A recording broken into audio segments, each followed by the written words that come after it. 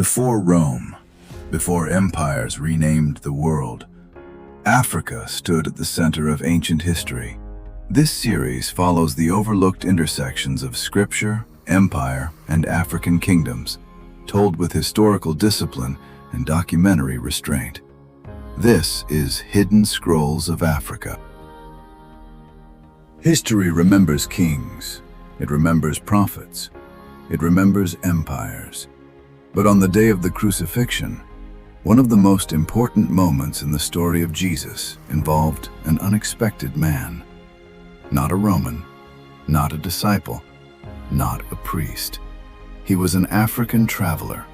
His name was Simon of Cyrene, and for a brief moment in history, he carried the cross of Christ.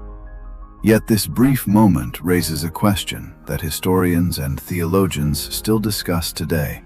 Who exactly was Simon of Cyrene? Cyrene was an ancient city in North Africa. Today, its ruins lie in modern Libya along the Mediterranean coast. But in the 1st century, Cyrene was a thriving center of culture and trade. Greeks lived there, Africans lived there, and a large community of Jewish families lived there as well. Many of them traveled regularly to Jerusalem for the great festivals of the faith.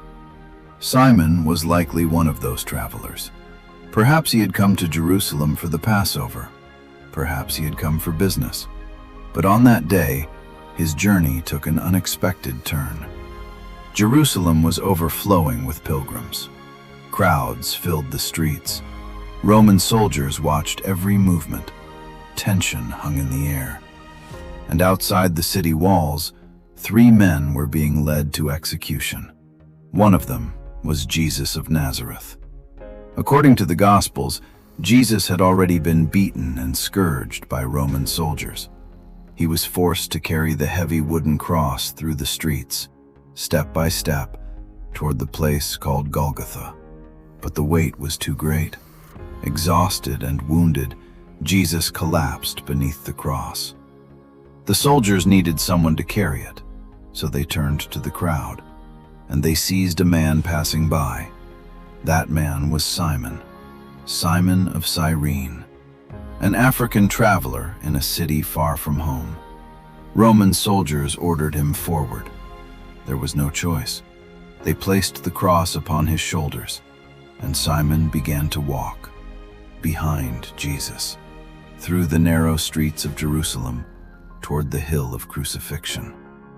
The Gospel writers recorded something remarkable about Simon. They mention the names of his sons, Alexander and Rufus. This small detail suggests something important. Simon's family later became known among the early Christians. Some scholars even believe the Rufus mentioned by the Apostle Paul in the letter to the Romans may be Simon's son.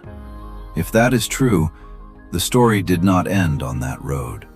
Simon did not preach sermons. He did not lead armies. He did not write scripture. Yet for a moment in time, an African man carried the cross of Christ, step by step, toward Golgotha. A silent act, a brief moment, but one remembered across centuries.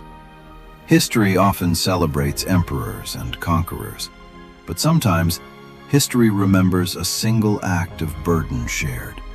A man pulled from the crowd, a cross lifted from the ground, and an African traveler who unknowingly became part of one of the most powerful stories ever told.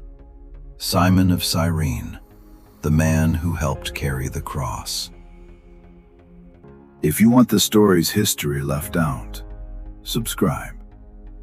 The scrolls still remember.